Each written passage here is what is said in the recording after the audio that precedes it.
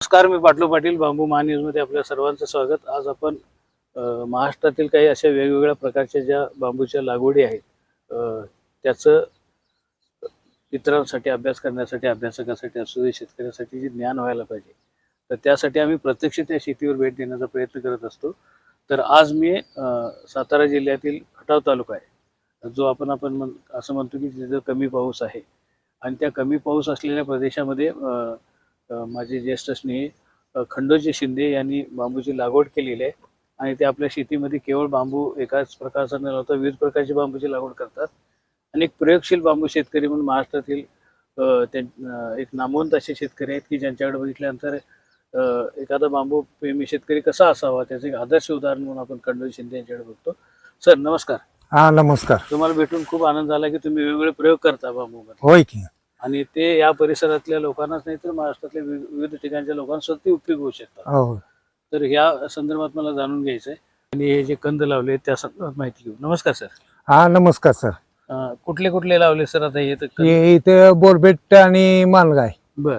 ही last शेवटची line रस्त्याच्या कडेला असल्यामुळं ही सरळ यावं यासाठी ही लावलेली आहे, अल्वेरी लावलेली आहे. आणि त्याच्या शेजारी हे जे आहे हे बोरबेट आहे.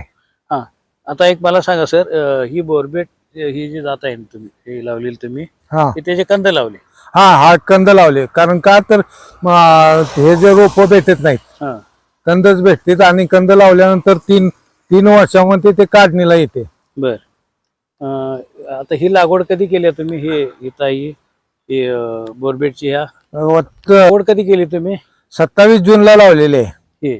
आणि मग आता फुटवा आला की? हा फुटवा आला की आता जवळजवळ एक महिना होऊन गेला. हो बरोबर. 1 महिन्यामध्ये याला चांगली पालवी वगैरे आलेली आहे. हो, चांगलं फुटवा चांगला आलेला आहे. किती कंद लावले आहेत सर? 650 कंद लावले बोरबेटचे. काय अंतर ठेवलं याचं? ह्याचं अंतर ठेवलंय की आम्ही पट्टा पद्धत चालू केली. 8 बाय 8. बर. आणि सरनिकर लावलंय. आणि 2 लाईनीच्या मध्ये 2 लाईनी टाकले ते त्याच्यानंतरचं अंतर हे 15 फुटाच ठेवलेलं आहे. 2 म्हणजे सरीतलं अंतर 15 फूट आहे. हा, म्हणजे लाईनीतलं अंतर 15 फूट आहे. आणि ह्याच्यामध्ये 6 फुटाचं अंतर ठेवलंय. 2 रोपामधलं अंतर 6 फुटाचं आहे. आणि खूप चांगली सर वाढ झालेली. नाही, 2 लाईनीच्या मध्ये बी त्या 2 लाईनीच्या मध्ये पट्टा पद्धत चालू केली आहे. आणि 2 लाईनीच्या मध्ये 6 फुटाचं 8 फुटाचं अंतर ठेवलेलं आहे. आणि परत 8 फुटाचं नंतर परत 15 फुटाचं अंतर असं केलेलं आहे. म्हणजे पट्टा म्हणजे दोन्हीकडे